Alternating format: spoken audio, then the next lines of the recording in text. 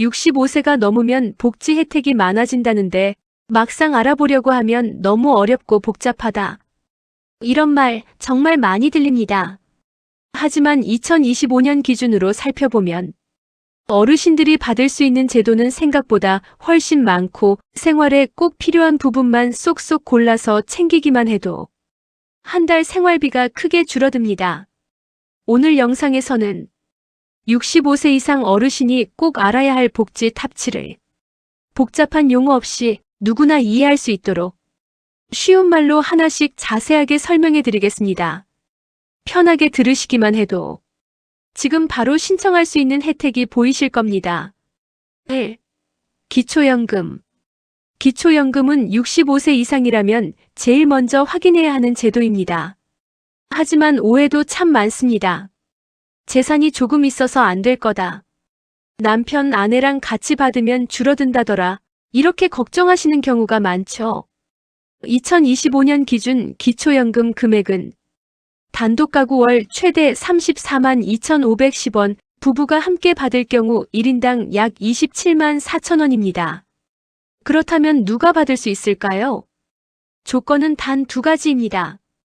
만 65세 이상, 그리고 소득인정액 기준 충족. 단독 가구는 월 228만 원 이하, 부부 가구는 월 364만 8천 원 이하면 대부분 수급이 가능합니다. 생각보다 기준이 넉넉하고 나는 안 될 거다 하고 포기했다가 막상 신청해보면 받는 경우가 정말 많습니다. 기초연금을 받으면 통신요금 감면 등 다른 복지와 연계되는 혜택도 많기 때문에 반드시 확인해 보셔야 하는 제도입니다. 2. 노인장기요양보험. 나이가 들면 몸이 불편해지는 건 자연스러운 일입니다. 혼자 식사하기 어렵고 씻는 것도 힘들어지고 청소나 빨래가 부담스러워지기도 하죠. 이럴 때 도움을 줄 수 있는 제도가 바로 노인장기요양보험입니다. 등급을 받으면 요양보호사 방문, 데이케어 센터 이용, 단기보호, 요양원 입소 등 다양한 서비스를 이용할 수 있습니다. 본인 부담금도 낮은 편입니다. 재가 서비스는 15%, 시설 서비스는 20%, 기초생활수급자는 무료입니다. 많은 어르신들이 도움이 필요한데 누구한테 부탁하기 미안했다 고 말씀하시는데 장기요양보험 등급을 받으면 이 부분이 크게 해결됩니다. 어르신 본인도 편해지고 가족의 부담도 줄어드는 제도이기 때문에 일상생활이 조금이라도 불편해졌다면 꼭 신청해 보시길 추천드립니다. 3. 노인 일자리. 나도 할 수 있는 일이 있으면 좋겠다. 사람들과 이야기하고 싶다. 외로워서 우울해지는 게 싫다. 어르신들이 가장 많이 공감하는 말입니다. 이럴 때 꼭 필요한 제도가 바로 노인 일자리 사업입니다. 신청 자격은 이렇게 나뉩니다. 공익활동형 만 65세 이상 기초연금 수급자, 사회서비스형 만 65세 이상 누구나, 시장형 취업알선형 만 60세 이상. 급여는 2025년 기준 공익활동형 월 29만 원, 사회서비스형 월 약 76만 원 60시간 기준입니다. 일자리를 하시는 어르신들의 공통된 말은 무엇보다 사람들과 만나서 이야기하는 게 좋다는 것입니다. 규칙적인 외출이 생기고 몸을 조금씩 움직이게 되어 건강에도 도움이 되며 경제적으로도 소소한 보탬이 됩니다. 4. 생계급여 더하기 기초연금. 가장 많이 헷갈리는 제도가 바로 기초연금과 생계급여의 관계입니다. 기초연금 받으면 생계급여 못 받는다 라고 잘못 알고 계신 분들이 정말 많습니다. 하지만 실제 제도는 이렇게 이해하시는 게 가장 정확합니다. 생계급여란 국가가 정한 최소한의 생활 기준에 못 미치는 금액을 채워주는 제도입니다. 2025년 기준 1인 가구의 최소 생활 기준은 약 76만 5천 원입니다. 소득이 이 금액보다 적으면 그 부족한 만큼 생계급여를 받을 수 있습니다. 기초연금은 어떻게 반영될까? 과거에는 기초연금을 거의 그대로 소득으로 반영했기 때문에 생계급여가 많이 깎이는 구조였습니다. 하지만 최근에는 기초연금의 반영 비율이 점점 완화되는 방향으로 바뀌고 있고 2024년 정부 발표에서도 기초연금을 생계급여에서 감액하지 않는 방향으로 개편하겠다는 계획이 나왔습니다. 정확한 시행 시점은 미확정. 즉 지금은 기초연금과 생계급여를 함께 받을 가능성이 충분히 있다는 의미입니다. 그래서 주민센터에서도 두 제도 모두 일단 신청해 보시라고 안내하는 경우가 많습니다. 이해하기 어렵다면 두 제도를 함께 심사받는 것이 가장 안전한 방법입니다. 5. 에너지 바우처. 겨울이 되면 난방비가 걱정돼요. 보일러를 아예 안 틀거나 바람만 멈추라고 켜두는 어르신들이 많습니다. 이럴 때 꼭 필요한 제도가 에너지 바우처입니다.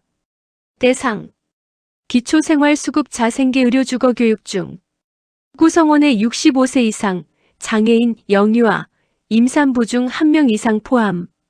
2025년 지원금 1인 약 29만원, 2인 약 40만원, 3인 약 53만원, 4인 이상 약 70만원. 사용기간 2025년 7월 1일부터 2026년 5월 25일. 난방비를 아끼려다 건강을 해칠 수 있기 때문에 겨울철에는 반드시 확인해야 하는 제도입니다. 6. 의료비 치매 지원. 나이가 들면 가장 크게 걱정되는 것이 바로 건강입니다. 진료비가 부담돼 치료를 미루는 경우도 흔하죠. 국가와 지자체에서는 65세 이상 어르신을 위한 여러 의료 지원을 운영하고 있습니다. 대표 지원, 노인틀니 지원, 임플란트 본인 부담 30%, 지자체 건강검진, 방문간호, 국가 예방접종 무료, 치매안심센터 무료 검사 상담 치료 연계. 특히 치매안심센터는 혹시나 하는 불안감을 크게 줄여주는 곳입니다. 검사와 상담 대부분이 무료이고 약물 치료가 필요한 경우도 연계해주기 때문에 부담을 덜고 조기 대처할 수 있습니다. 7. 교통통신문화비. 마지막으로 소개할 제도는 매달 생활비를 조금씩 줄여주는 실속형 지원들입니다. 대중교통. 만 65세 이상이면 버스 지하철을 무임으로 이용할 수 있습니다. 통신요금 감면. 기초연금 수급자 등 일정 조건 충족 시 매달 통신요금이 일부 줄어듭니다. 문화누리카드. 연 14만원 2025년. 기초생활수급자 및 차상위계층 대상. 영화, 서점, 체육시설, 전시회, 공연 등 다양한 곳에서 사용 가능. 체감되기 쉬운 혜택이라 실제로 많은 어르신들이 꾸준히 활용하는 제도입니다. 65세가 넘으면 받을 수 있는 제도가 예전보다 훨씬 많아졌습니다. 하지만 몰라서 신청을 못한 경우가 여전히 정말 많습니다. 오늘 소개한 기초연금, 장기요양보험, 노인일자리, 생계급여, 에너지 바우처, 의료비 치매 지원, 교통통신문화비 감면. 이 7가지는 어르신들이 가장 많이 받고 가장 크게 도움되는 복지들입니다. 혹시 하나라도 해당될 것 같다면 주민센터에 한 번만 문의해보세요. 생각보다 훨씬 큰 도움이 될 수 있습니다. 영상 내용을 글로 보고 싶으시다면 아래 설명란을 클릭해주세요. 오늘 영상이 도움이 되셨다면 구독과 좋아요 꼭 부탁드립니다. 앞으로도 알기 쉽고 유익한 복지 정보로 다시 찾아뵙겠습니다. 시청해주셔서 감사합니다.